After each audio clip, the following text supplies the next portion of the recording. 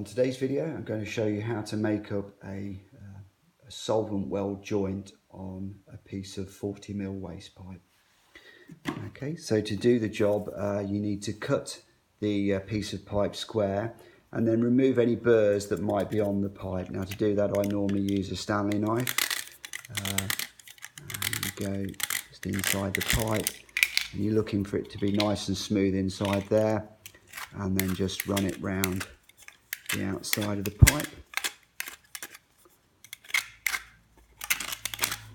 Okay, so it's a nice clean cut now, and then you apply adhesive to the outside wall of the pipe and make sure that you go round the entire wall of the pipe all the way round what would be the fitting. So that's to the male joint, and then you apply some adhesive onto the inside, the female part of the joint, and again on the wall of that. Now with this part, you don't put too much adhesive on, because what you don't want is for the adhesive to go inside the fitting when the joint's been made up.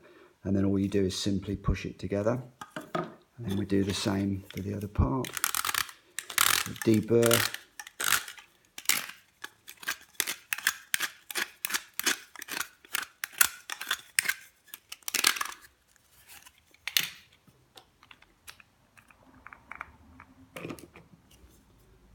Apply adhesive to the wall of the pipe and to the fitting,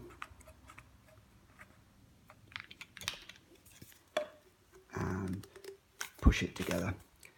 And then you leave that joint then for a good sort of 10 minutes without disturbing it, and that joint will be then watertight.